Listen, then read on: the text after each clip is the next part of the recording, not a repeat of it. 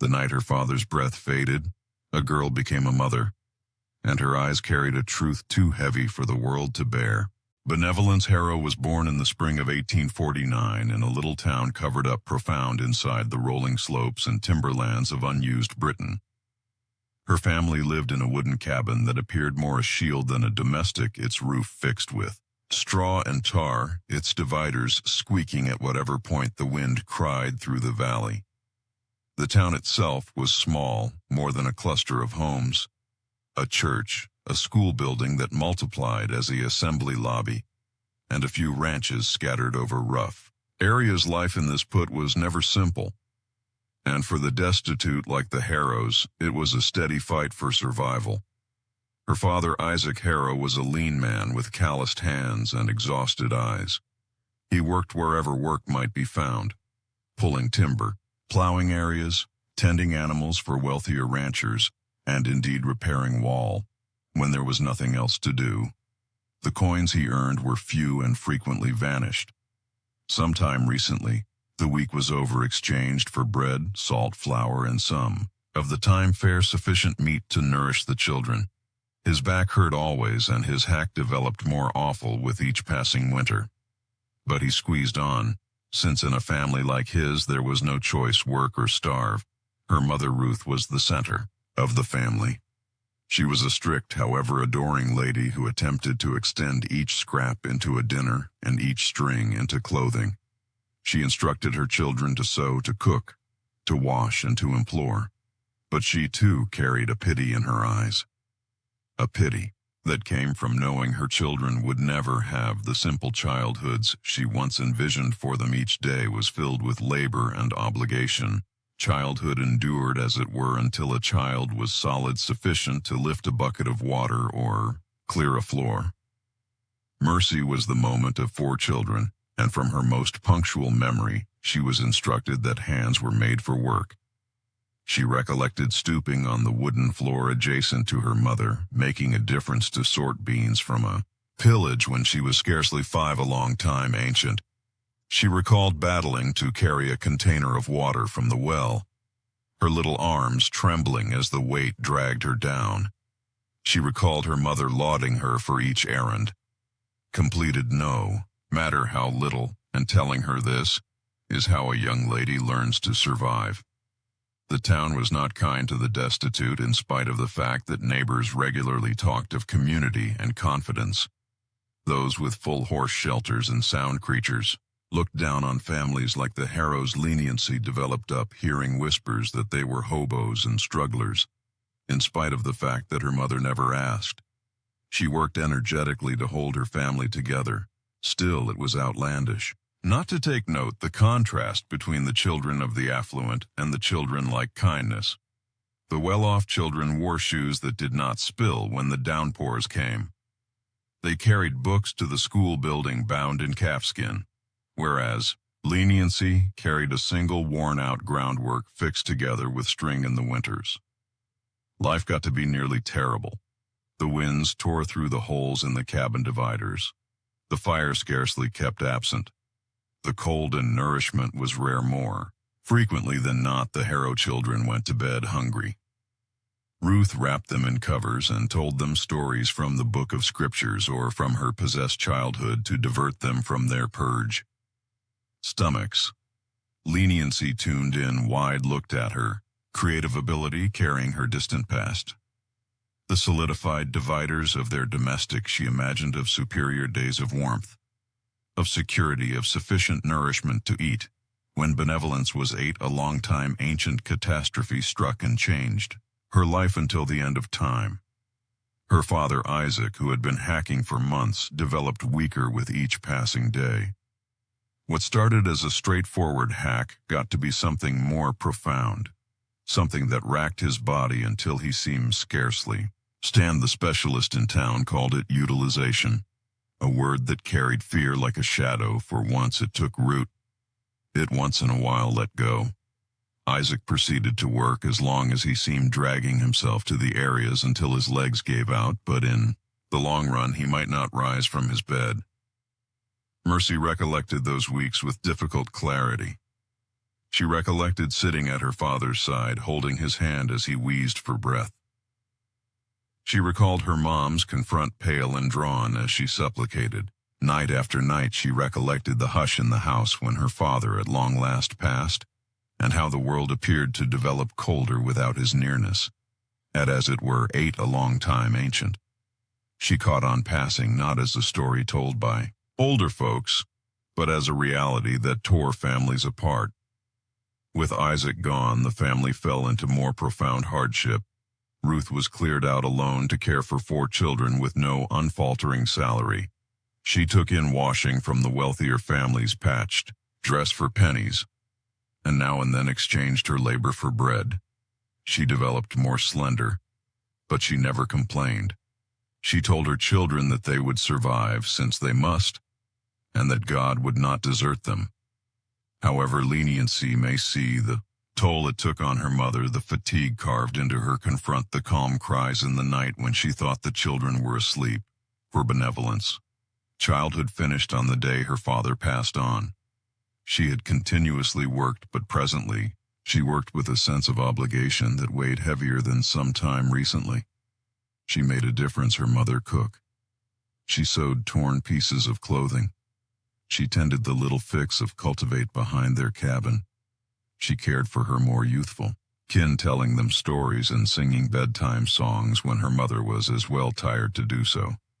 Her little hands learned to work bread, to patch gaps in cloth, to clear and clean. She got to be a small mother in spite of the fact that she was, as it were, a child herself.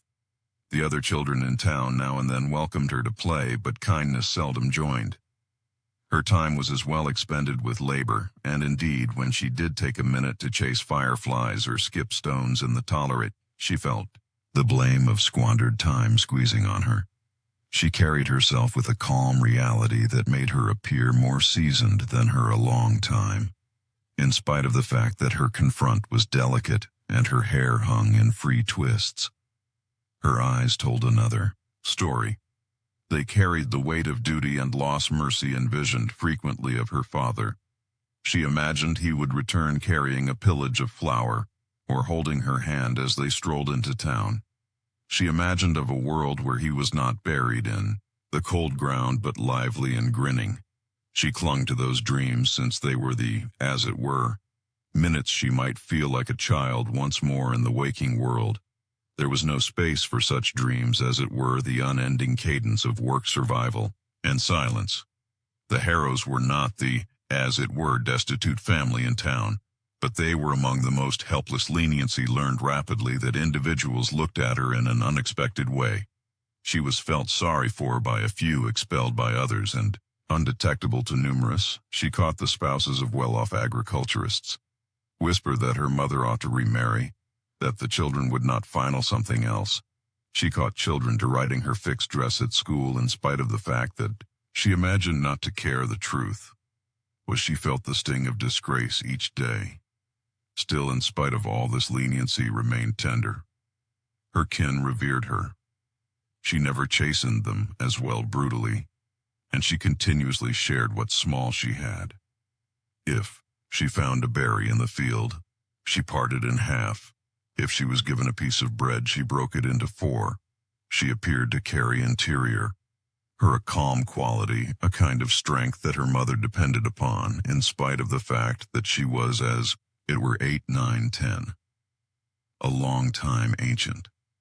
She was as of now carrying burdens, as well overwhelming for her little frame as the a long time passed. The shadow of her father's passing never cleared out her domestic, but not one or the other did the assurance to persevere. Kindness developed taller in spite of the fact that, still slight, her hands developed steadier, her abilities more honed.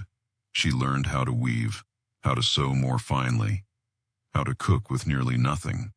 She got to be a child, molded by hardship, her guiltlessness stolen by destitution. However, inside her there was still a start of trust, a yearning for something more. But in the world she lived in, such trust was delicate for young ladies like kindness. Dreams were extravagances, and the way ahead was limit directed not by her wants but by the choices of others. whereas other children chuckled in the areas and chased one another through the dusty paths. Leniency Harrow went through her days bowed over errands that matured her sometime recently. Her time she was a little young lady with a tender confront, her cheeks pale from starvation and long hours of labor, her hair continuously tied back to keep it out of her way, and her eyes carrying a weight that did not have a place to a child when other young ladies played with dolls sewn from scraps. Benevolence patched genuine articles of clothing with coarse string when other boys ran unshod down to the tolerate. Benevolence pulled buckets of water until her arms hurt when others assembled for recreations at nightfall. She was still clearing floors or cleaning container in dim light. Her childhood was stolen not in a single minute but small by small, with each chore that took the put of laughter by. The time she was 10, a long time, ancient kindness was as of now thought of as a youthful lady in spite of the fact that she still stood scarcely taller than the table she cleaned. She was talked of as valuable and submissive, a young lady who knew her put and never raised her voice. This notoriety come to the ears of Jonathan Crowell, a well-off landowner whose cultivate extended wide over the valley. He contracted her to work as a hireling in his huge house. Her mother saw it as a favoring a chance for leniency to gain compensation to put nourishment on the table. But benevolence caught on indeed at that age that it was not a favoring, it was a burden. Once she entered that house, her time was no longer her own. The assignments given to her were perpetual. She cleared the wide wooden floors until her arms trembled. She cleaned brass installations until her reflection shone back at her. She washed sheets that were bigger than she was lifting them from tubs of frosty water that solidified her hands. She cleaned pots darkened with sediment and cooked straightforward suppers beneath the attentive eye of the fancy woman of the house. Her little outline moved continually from daybreak until nightfall. Her feet rankled, her back throbbed, and her hands broken and drained. However, at whatever point she wavered, the fancy woman reminded her strongly that she must work harder, that a worker must never complain. The townsfolk talked of benevolence with a kind of far-off deference.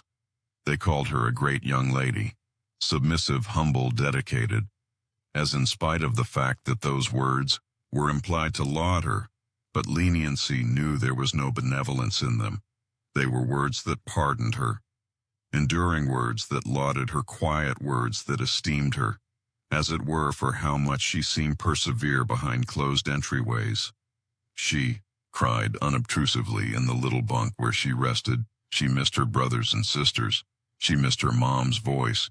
She missed the straightforward flexibility of standing underneath the sky without a chore, holding up to be done in truth. The laud the town advertised was empty, since young ladies like leniency were not seen as children.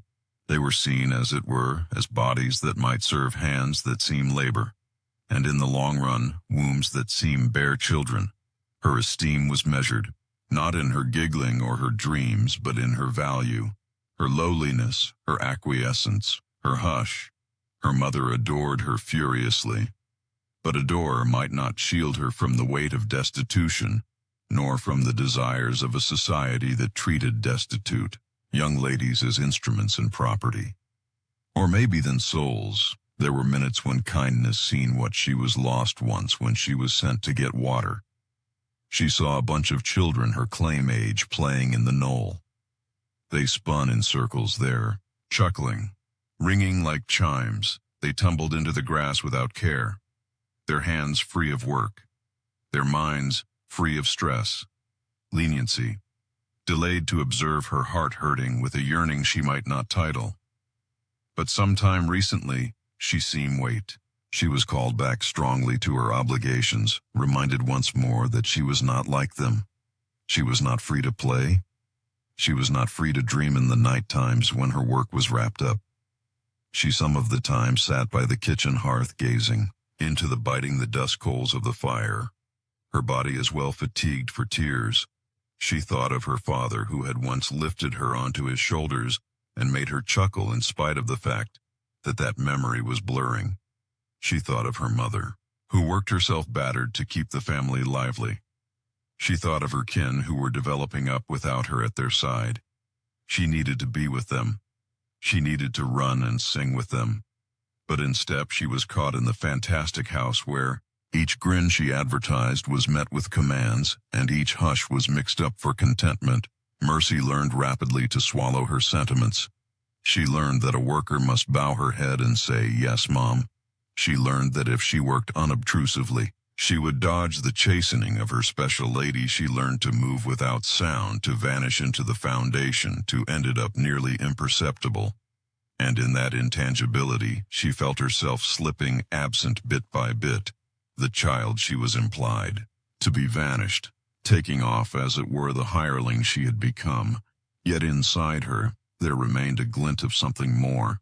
She envisioned now and then when she was half snoozing of a world where she was free, where she seemed run through areas without fear of being called back, where her hands were not crude from work, but delicate, where her heart was light, where giggling filled her chest, instep of quiet. Those dreams came seldom and cleared out rapidly, but they were sufficient to remind her that she was still human, still more than the acquiescence that others demanded. As the months passed, she got to be gifted at her errands, but the fetched was overwhelming. Her back bowed as well. Before long her hands developed, calloused her childhood, slipped advance absent. The townsfolk proceeded to whisper their laud, calling her a great young lady, and her mother held on to the compensation as firmly as she might. But leniency knew profound down that something was appallingly off base. She knew that she was not implied to be living this life at 10, a long time ancient. She knew that she was still a child, indeed if no one else might see it, but the world around her did not care. And in that wanton world, leniency, Harrow got to be an image of hush, of obligation, of compliance, and of enduring. When kindness was fair, 11 a long time ancient. Her life moved in a way that she might not get it, and may not control the eyes of Jonathan. Sound fell upon her. He was a man about 3 times her age, a widower with riches arrive, and the kind of regard that made individuals bow their heads when he passed in the road. He was strict in his way, his confront carved by lines of specialist, his voice consistent and commanding, the kind of man who anticipated the world to twist to his will. He had buried a spouse a long time, sometime recently, and in spite of the fact that he had children of his possess, they were about developed. His house was expansive, his areas affluent, and however in his intellect something was lost. He needed an unused spouse, not for companionship, not for fondness, but for obligation and legacy. It was at a church gathering that his consideration to begin with settled on leniency. She was calm as continuously sitting with her mother, her hands collapsed, perfectly in her lap, her eyes brought down. She wore a straightforward dress, fixed and worn, but indeed in its modesty, it may not cover up her youth. She was slim, her hair tied back, her confront fragile. She looked like a child since she was a child. But in the intellect of Jonathan Sound she was something else.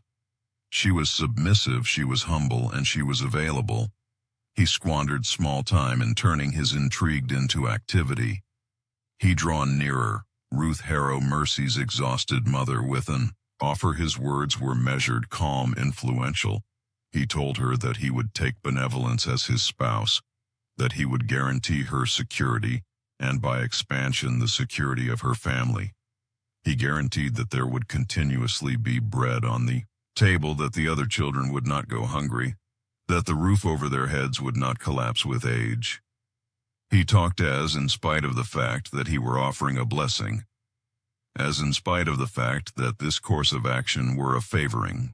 For Allruth tuned in, her heart torn in two. On one side was the intuitive to secure her girl, on the other side was the brutal hand of destitution that had squeezed on her since the passing of her spouse. She looked at her children lean from starvation. She looked at her domestic disintegrating around her. She thought of the perpetual evenings, pondering how she would keep them lively when winter came once more. and in spite of the fact that she adored benevolence with all the quality of a mother, she moreover felt the overwhelming truth squeezing upon her. What chance did a destitute young lady have in a world like theirs? What trust did she hold without security and provision? Mercy had no voice in the matter. She was not inquired for her sentiments. She was not inquired for her dreams, her wishes, or her fears. She was 11, a long time ancient, and as of now her future was being chosen by the will of others. When her mother clarified to her in quieted tones what was to happen, kindness gazed with wide, uncomprehending eyes. She knew the word marriage. She had seen weddings in the church. She had observed brides in white dresses grinning as chimes rang. But she had never thought that such a destiny would come for her so before long. She felt disarray more than anything, perplexity and fear. In that time and put the law gave no protect to young ladies like benevolence. She was seen not as a child, but as property, a ownership to be guaranteed, a body to be given from one specialist to another. It was not bizarre in spite of the fact that it was brutal. Families struck such courses of action and towns acknowledged them without a dress to stand up to. Was to hazard starvation to acknowledge was to survive. The whispers started, as before long as the course of action was known. A few in the town raised their eyebrows. A few indeed mumbled dissatisfaction, but no one acted. No one mediated, since Jonathan's sound was effective and regarded, and since in their eyes nothing illegal had been done. Leniency was seen as blessed. She was talked of as a young lady who would presently have consolation, soundness, security, words that rang empty to the ears of a child who, as it were, wished to stay with her family. The months that taken, after passed in a cloudiness for leniency, she proceeded her work in the family of others. She made a difference, her mother at domestic. She attempted to play with her more youthful kin, in spite of the fact that her heart was overwhelming.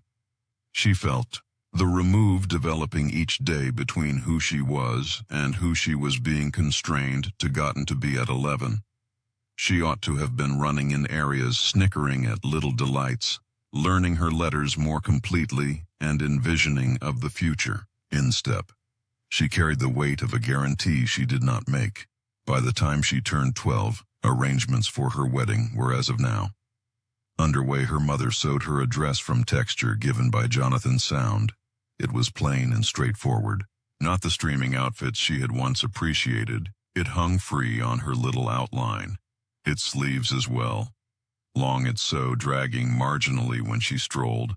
Her hair was brushed and tied with a lace, in spite of the fact that she barely felt like a bride. She felt like a sheep being driven to something. She seemed not title but impulses feared. The day of the wedding unfolded. Shinning but cold kindness stood at the church entryways, her hands trembling as she clutched a little bouquet of dried blooms, her mother at her side. Her kin observing with wide, panicked eyes. The townsfolk filled the seats, a few grinning respectfully, others whispering as she strolled down the path adjacent to a man whose hand overshadowed hers. Jonathan's solidness stood tall, strict, his confront blank as the pledges were talked. Benevolence rehashed the words, as she was told, her voice scarcely over a whisper. She did not get it. The meaning of those pledges, she, as it were, knew that she must say them. When the ceremony finished, she was no longer kindness, Harrow the child. She was leniency, solidness, the spouse, the ownership, the bride of a man who would presently choose her life. The swarm scattered advertising congrats, shaking hands, gesturing endorsement, and in their eyes she had picked up security, soundness, regard. But in her heart she had misplaced something distant, more prominent. She had misplaced the final parts of her childhood.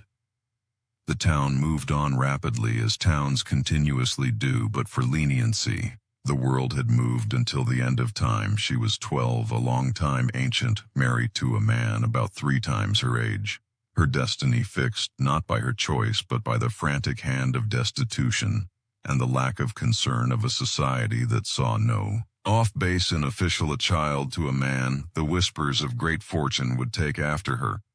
But underneath them, a darker truth waited. Leniency was not blessed. Kindness was caught.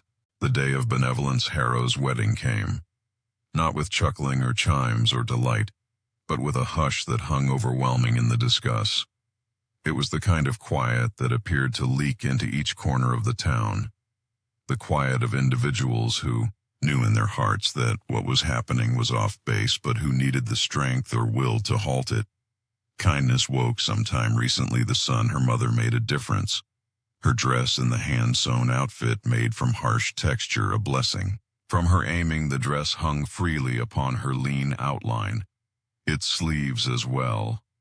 Long, its midriff drooping, for it had been made for the thought of a lady, not for the body of a child. Her little feet moved inside shoes, stuffed with cloth to make them fit, and a lace tied around her hair was implied to make her seem more seasoned, in spite of the fact that it, as it were, emphasized the roundness of her youthful face.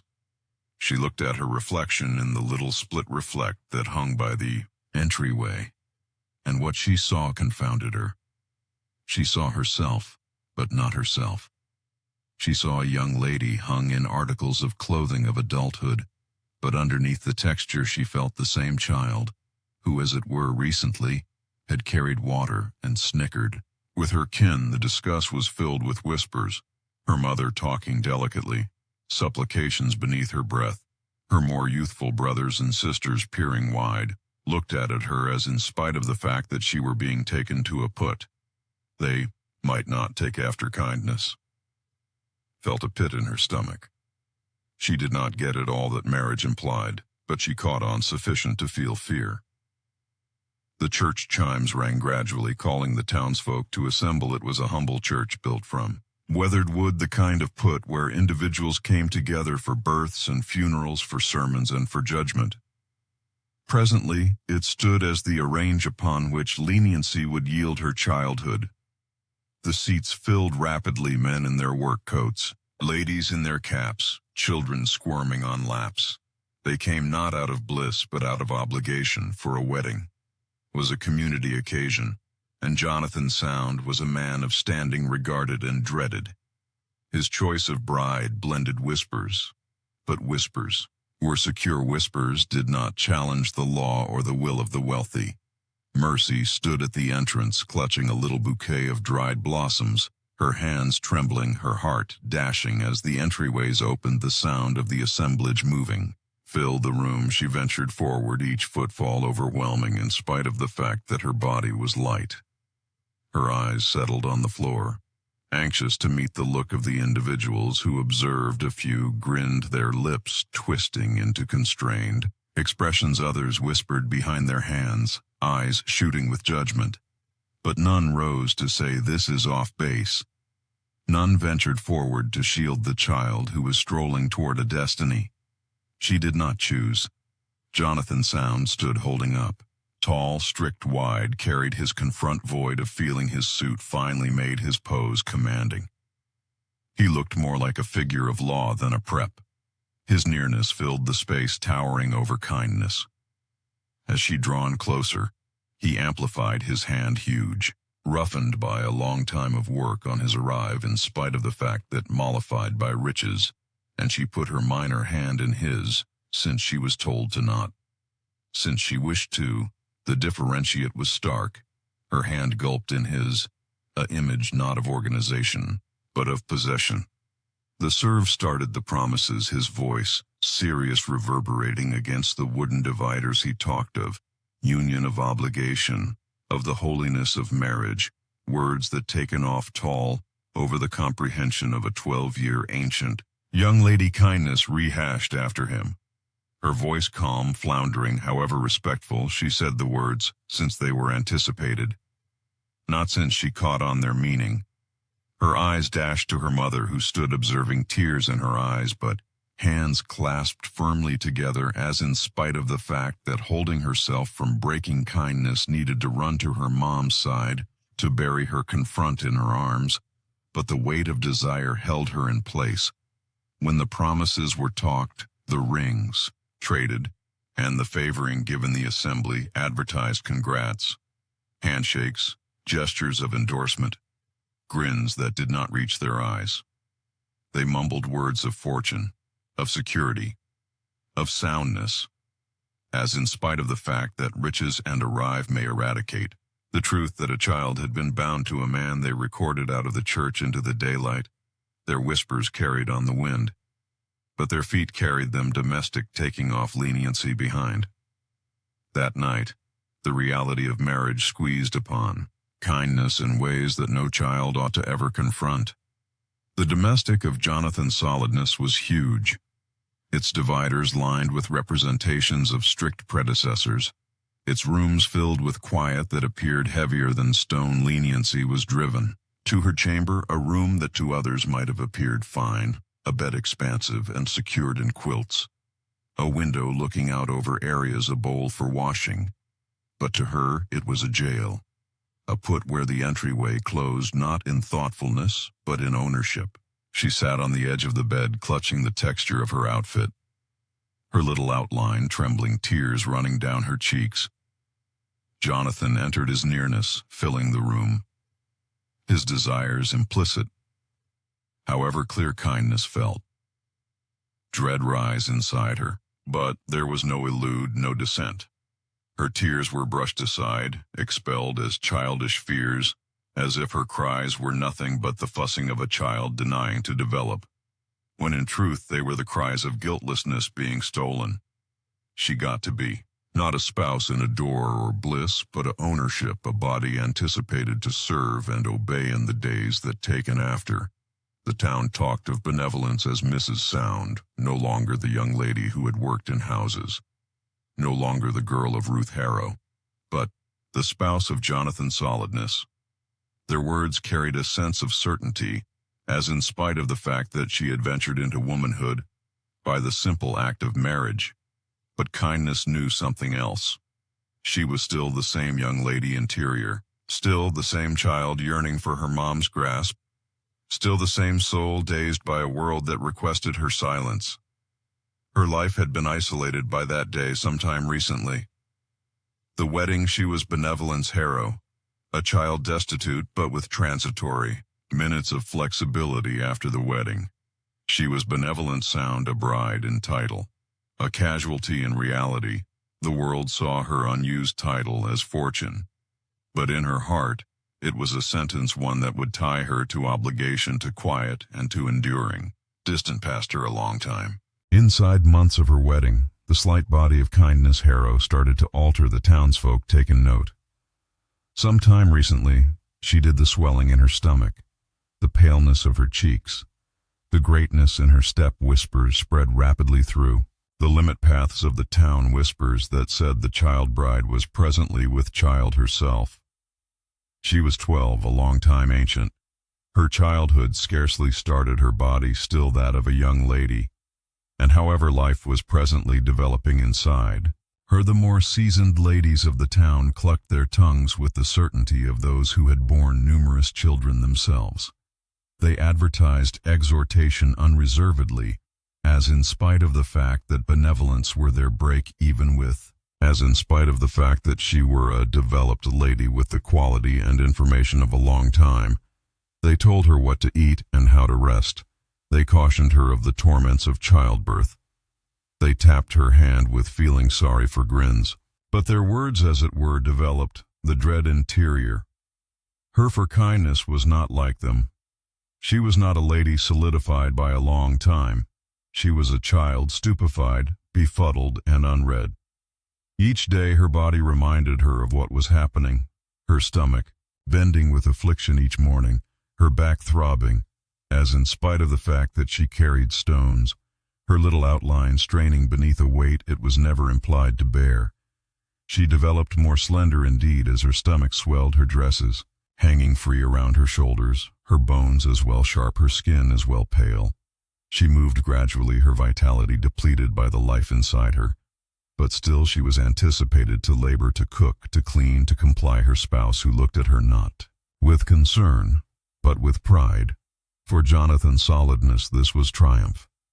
He saw in her developing paunch the verification of his bequest, the confirmation of his title carried forward. He stood taller, talked louder when neighbors inquired after her. Condition he talked of the child with fulfillment, as in spite of the fact that kindness had been nothing more than the vessel for his pride. He never inquired her what she felt, never pondered at her fears. Her voice was unessential in a world that quieted young ladies he saw. Not her enduring, but his claim fulfillment. Mercy sobbed in hush at night, clutching the lean knit to her chest. She implored in whispers that no one might listen, inquiring God why she had been chosen for such torment. She yearned for her mother. She yearned for the days when her most prominent burden was carrying a bucket of water or sewing a fix on her brother's shirt. Presently she carried a burden so much heavier, one that squeezed down upon her intellect as much as her body she imagined of being free of it. However, indeed, in her dreams, she knew there was no escape. The townspeople saw her and talked with adoration. They called her courageous. They called her favored. They said she would make a fine mother. Their words rang empty, for underneath them benevolence felt, as it were. Fear each step was overwhelming each day. A trial, her body as well, little as well frail for what it was being constrained to persevere. The other children in town still played, in the areas, their giggling carrying through the discuss, whereas benevolence sat discreetly, her hands squeezed to her paunch, tuning into the vacillate of development interior. She was not a child playing. She was a child carrying another child. The maternity specialist came to see her now and then, a more seasoned lady with unpleasant hands and a strict confront. She reviewed benevolence with a clinical eye, telling her to eat more, to rest. More in spite of the fact that nourishment was difficult. To swallow and rest inconceivable with the weight of fear squeezing on her chest. She told leniency that torment was common, that each lady endured the same. But benevolence knew she was not each lady. She was 12, a long time ancient. Her body, delicate, her heart, ill-equipped her soul.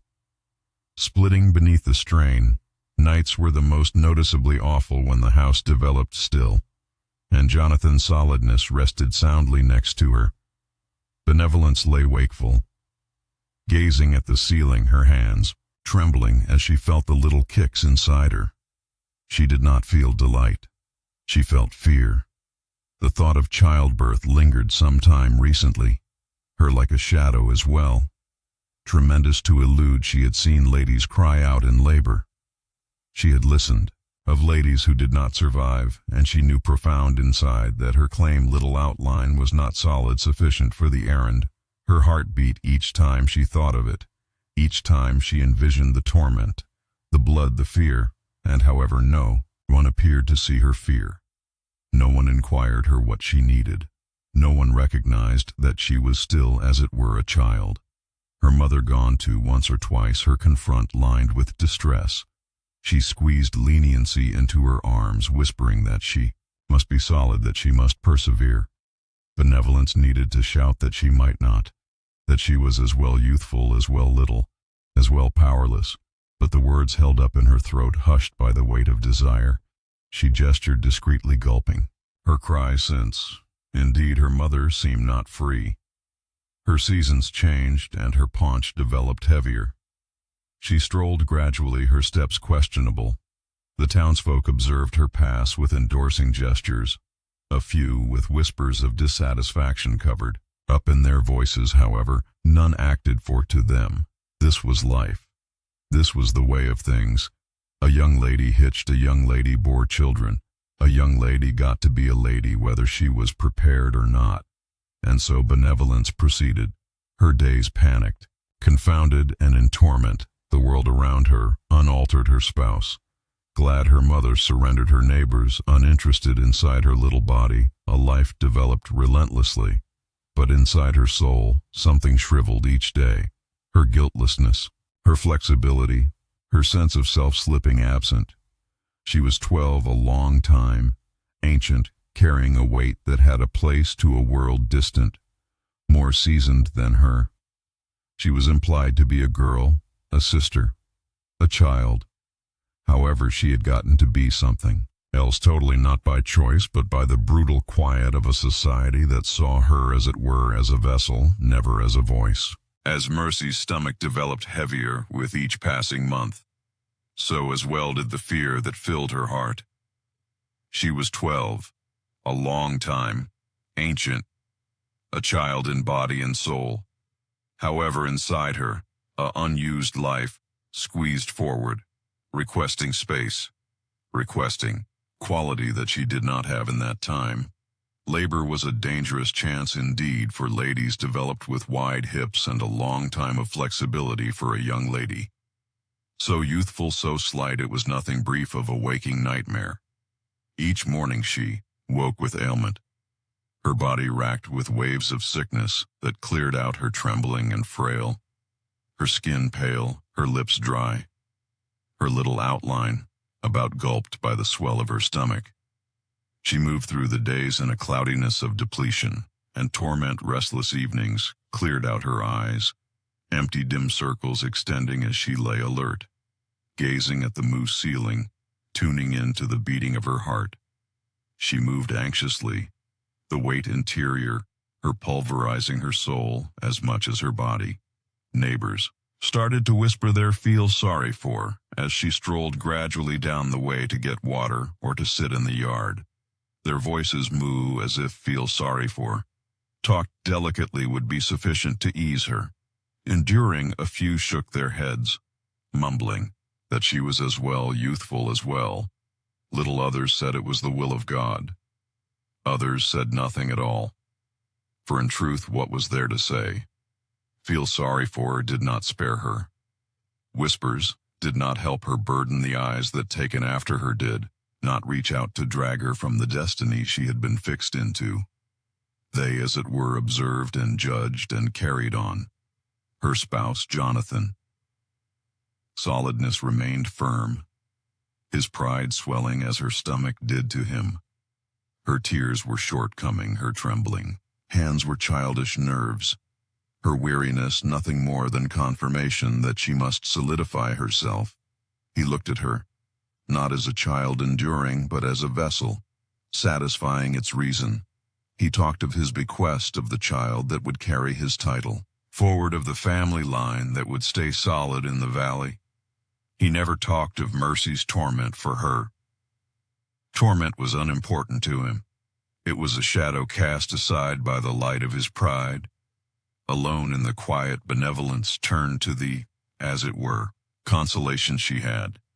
She clutched the little wooden cross her mother had squeezed into her hand on the day of her wedding, a cross worn smooth by a long time of touch. Her mom's voice had been delicate at that point, saying, "Keep this close, child, it will provide you quality and kindness." Held it presently firmly each night as she lay in her bed, tears wetting her pad. She whispered supplications into the haziness, supplications that no one listened but her. She inquired for quality. She inquired for deliverance. She inquired for the torment to conclusion, for her body to be saved, for her soul to be lifted from the enduring that squeezed down on her chest. But what she gotten was, as it were, more enduring. Each day brought modern throbs unused, ailment unused fear. Her little hands rested regularly on her paunch, feeling the developments inside her, the kicks and rolls that ought to have filled a mother with delight, but instead filled her with fear. She was as well youthful to get it, the ponder she was as well youthful to carry the burden her body challenged with each step. Her heart dissented with each beat. But the world requested quiet, and so she remained silent. The evenings developed colder as the seasons turned, and with each night, her considerations developed darker. She thought of other young ladies her age running in the areas, free to giggle, free to live without the weight of desire. She thought of her kin, who still played and quarreled and envisioned. She thought of her father long gone, who might have protected her, had he lived. She thought of her mother whose confront presently carried distress at each look, for Ruth Harrow had given her girl into this marriage, accepting its salvation, and presently observed, weakly as it got to be, Mercy's undoing. Mercy yearned for a lewd, but there was none. The church authorized her marriage. The law bound her to her spouse. The town acknowledged her enduring as the characteristic arrange indeed. God appeared removed for her, in spite of the fact that she implored, in spite of the fact that she clung to her cross, in spite of the fact that she whispered until her throat hurt. She listened. No reply. Saw no sign. Felt no hand lifting her burden. She felt in step, as it were, the weight of her stomach, the strain of her body, the throb of her bones, and the dread of what was to come.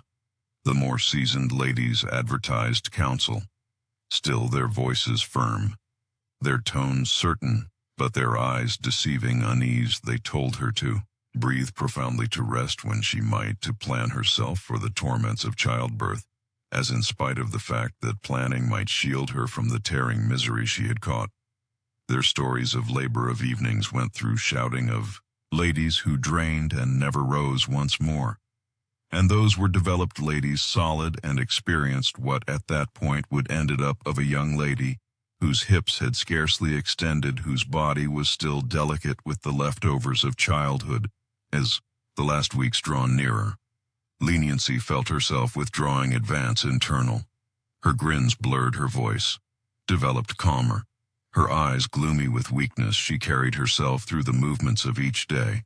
But her heart no longer looked outward. It turned internal, to supplications, to recollections, to a calm renunciation, that her life was no longer her claim. She felt as in spite of the fact that she were strolling gradually toward a cliff each day, bringing her closer to the edge, and there was no one who would halt her, no one who could, in the calm minutes when she was alone. She talked to the child inside her, not with cherish but with fear. She whispered, "It would be ideal if you do not harmed me. If it's not too much trouble, let me live. If it's not too much trouble, let me see my mother once more. If you don't mind, let me be free." But the child kicked on, developing more grounded as benevolence developed weaker. And in those minutes, she felt the cruelest truth of all that.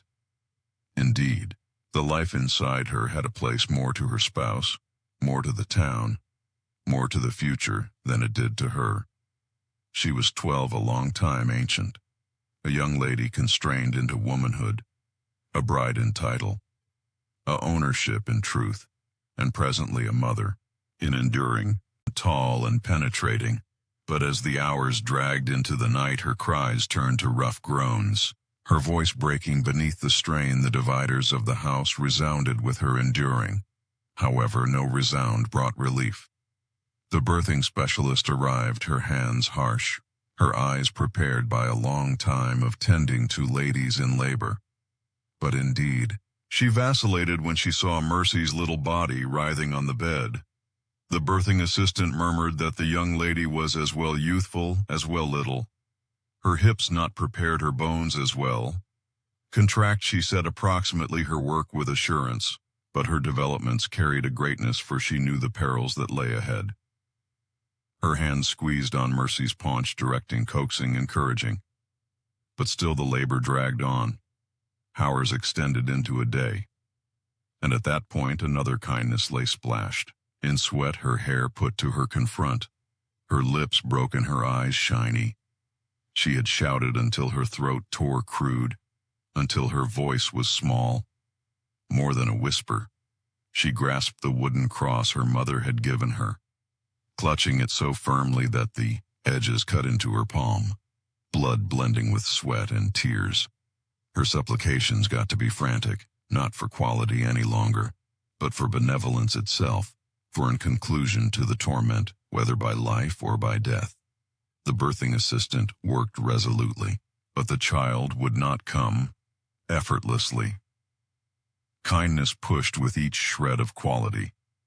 She had cleared out her little outline, straining her body, angling in anguish. But still it was not sufficient. Her cries shook the rafters. Her mother sobbed in. The corner hands clasped, eyes closed, whispering supplications that tangled with mercies, possessed supplications, frantic supplications rising together into the dull night. But the sky gave no answer. Jonathan's solidness stood adjacent. His arms collapsed, his expression strict. He paced with anxiety as, in spite of the fact that holding up for an errand to be completed, his concern was not for the trembling young lady on the bed, not for her body that was breaking, separated beneath the burden he had constrained upon her. His considerations were settled upon the child that would carry his title, his bequest, his pride. He inquired once more and once more. Is the child lively? Is the child solid? His voice cutting over Mercy's cries, his questions, coordinated at the birthing assistant, who did not reply, for her hands were as well full with the work of keeping both lives from slipping away. At final, after days of anguish, Mercy's body gave way. She shouted one last time, her voice shattering into hush, and the newborn child came forward, slight and minor, a girl, her cries lean and powerless but lively. The maternity specialist lifted the child, swaddled her rapidly, and set her in Jonathan's, holding up arms. His confront solidified into fulfillment.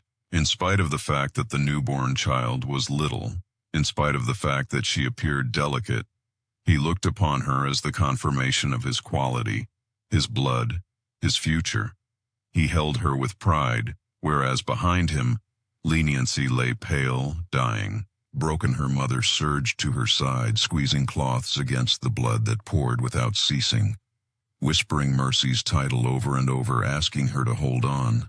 Benevolence opened her eyes faintly, her lips separating to whisper a supplication. In spite of the fact that the words did not shape clearly, she saw her child, as it were. Briefly, a sea of swaddling, a sound of a black outcry. Sometime recently, her head fell back against the pad, her chest rising shallowly. Each breath a fighter, body smashed beneath the cost. The birthing specialist shook her head bleakly, talking moo that the young lady had done her obligation, that the child was lively, but the mother may not final the night. Jonathan turned his eyes upon Benevolence, as it were briefly, his look cold, his voice consistent, as he said, "She has done what was required. Let her rest. If she lives, she lives. If she does not, the child will stay his concern." He did not bow by her side. He did not touch her hand. He did not see the young lady, who had been constrained into a part as well, incredible for her little body. He saw, as it were, a vessel that had completed its task. Mercy floated in and out of awareness, her skin clammy, her lips white. She listened, voices faintly, her mom's wails, the midwife's strict commands, Jonathan's strides pacing the squeak of the floorboards. She felt torment, but moreover a bizarre deadness, as in spite of the fact that her body were drifting someplace between the living and the dead, she clutched at her cross, still smooth with her claim, blood whispering in a broken voice, a supplication for her child, not for herself. For she no longer inquired for deliverance. She inquired, as it were, that the little life she had brought forward would be saved, the enduring she had endured. The infant lived, but leniency scarcely did at 12, a long time.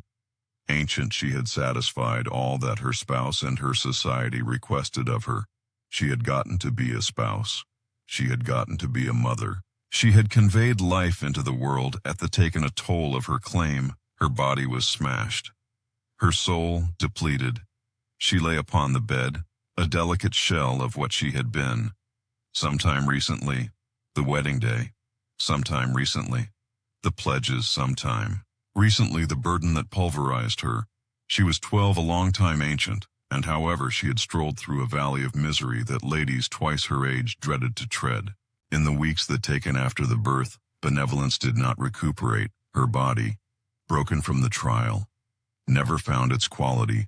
Once more, fever set into her bones and would not take off her skin.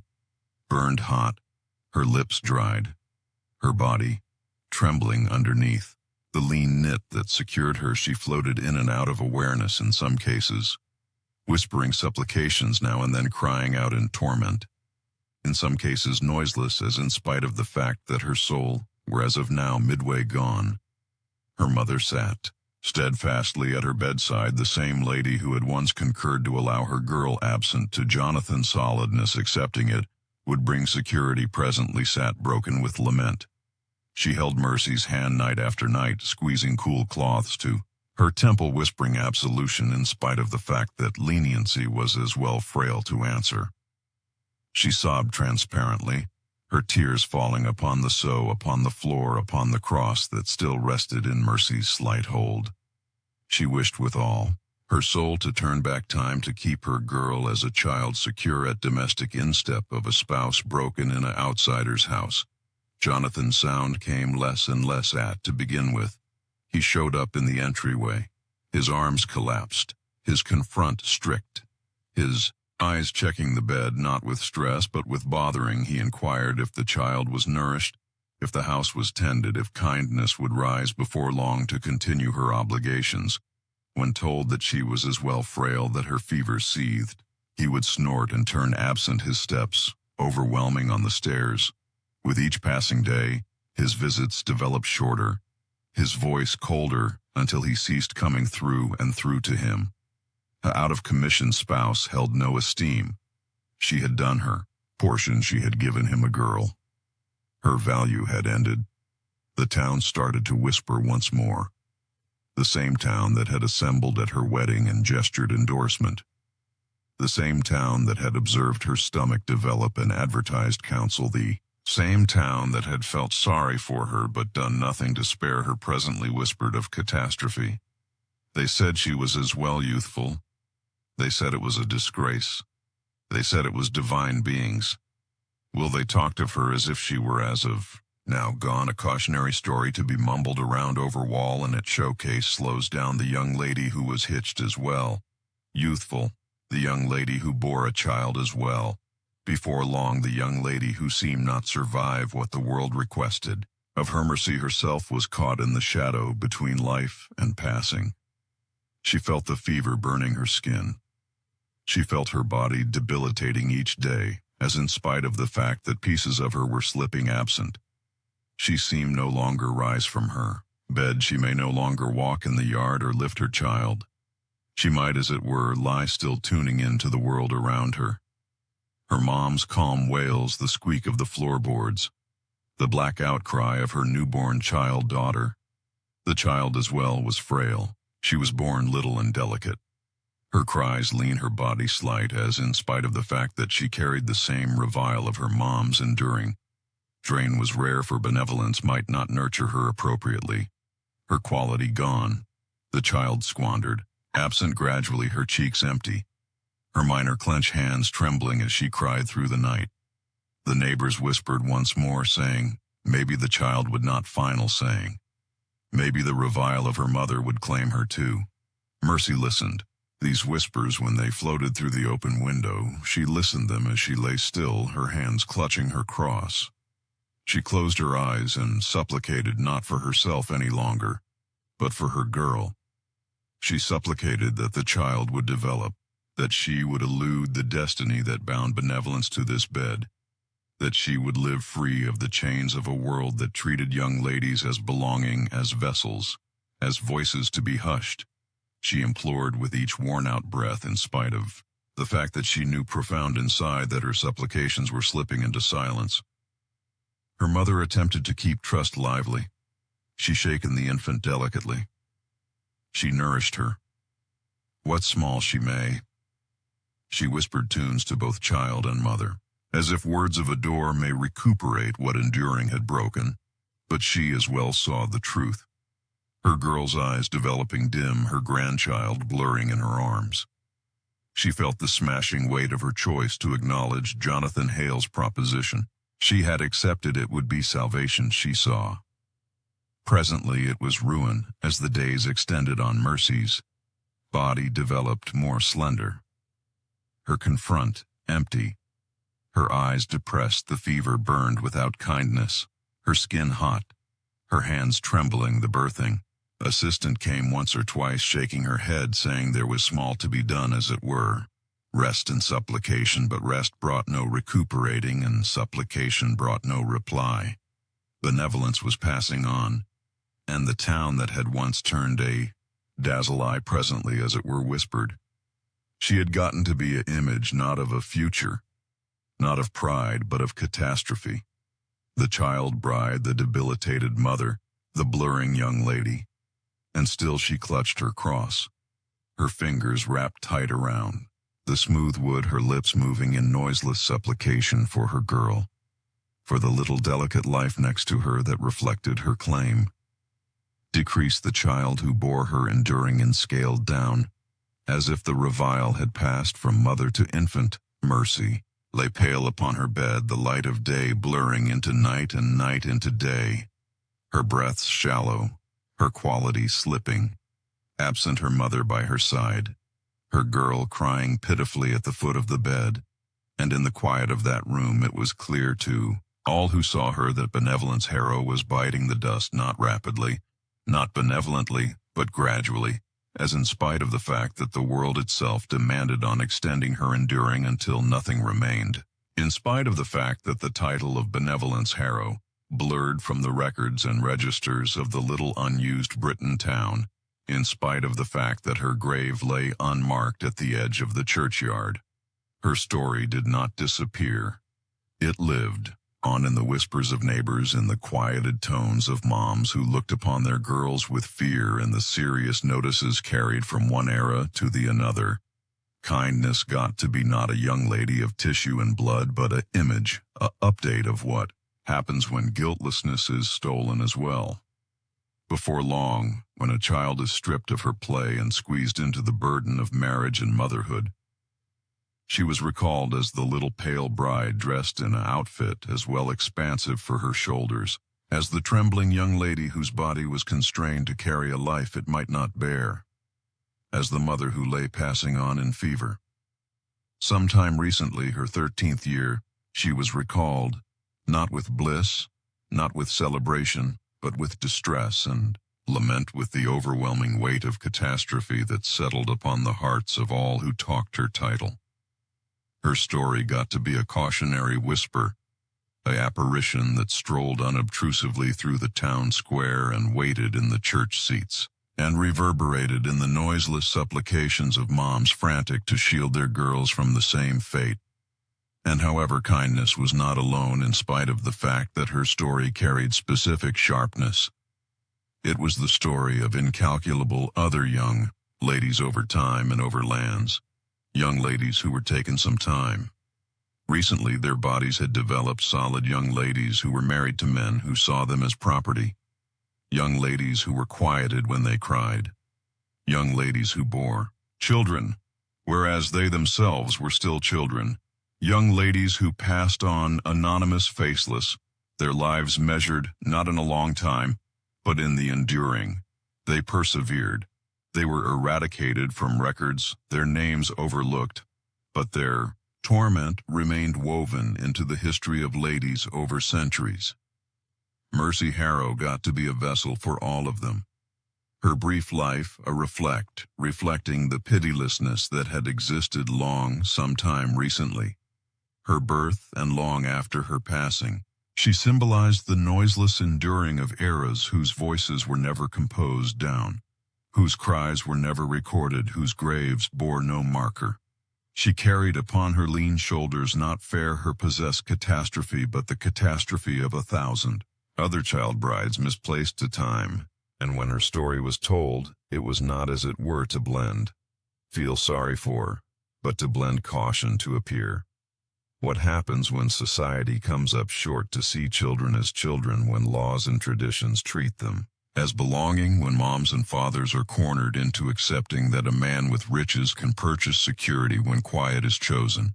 Over security, benevolence got to be a update that hushed slaughters, that the turning of day's eyes permits brutality to flourish, that the acknowledgement of such traditions smashes lives. Sometime recently, they have indeed begun. Her story traveled past the boundaries of her town, past the valley where she lived and kicked the bucket. It found itself told by instructors, by priests, by reformers, who wished to alter the way young ladies were treated in the long time after her passing. Whispers of her story got to be collapsed into the broader battle against child marriage, into the contentions for ensuring the helpless, into the supplications for instruction for girls as well as children. She got to be a title talked discreetly, but with reason, an image of what must never be repeated, and indeed presently her life, in spite of the fact that buried profound in history still talks. It talks to the brutality of child marriage. It talks to the peril of hushing young ladies. It talks to the require to see children as children, not as brides, not as vessels, not as devices for a man's bequest. Her story is a string in the long texture of human enduring and human battle for equity. A string that cautions us that when we see absent, when we expel the cries of the youthful, when we tell ourselves it is custom or law or divine beings, will we take part in tragedy? Mercy Harrow's life was brief and filled with distress. However, it remains effective in its message, for in spite of the fact that she herself seemed not raise her voice, in spite of the fact that she herself kicked the bucket unheard, her story perseveres. And in persevering, it gets to be a voice for others. A voice that demands upon recognition. A voice that argues for altar. She may have been overlooked in the dusty town records, but she was not overlooked in soul, for her soul waits wherever. The battle for the rights of children continues today. When her title is talked, it is not with the subtle elements of her family line, not with the dates of her birth and passing, but with the weight of her enduring. She is recalled not as a spouse, not as a mother, not as a ownership, but as a child who was never permitted to be a child. Her caution echoes forward through time, reminding us that advance is delicate, that brutality can wear the veil of law and custom, and that assurance of the guiltless is the obligation that must never be neglected. And so Leniency Harrow's story is not essentially a piece of the past. It is a caution, a fire carried over eras, encouraging us to tune in to the voices of children, encouraging us to shield them from hurt, encouraging us to break the hush that permitted benevolence, and so numerous others like her to blur into graves as well. Before long, her life is history. Yes, but it is moreover display, and it is future, for as long as there are young ladies constrained into marriage, as long as there are children denied their childhood, as long as there is quiet in the confront of enduring, her story remains pertinent. Her caution remains urgent. Mercy Harrow, the young lady who was merry and pregnant. At 12, the young lady who bore the agonizing. The young lady who passed on as well before long. She is not overlooked. She is a voice in the dull, a phantom in the records, a lesson carved into history. She calls upon us still to see children as children, to donate them giggling in step of distress, flexibility in step of chains, trust in step of lose hope. And when we listen her story, we are reminded that we carry the control to honor her, not as it were with recognition, but with activity.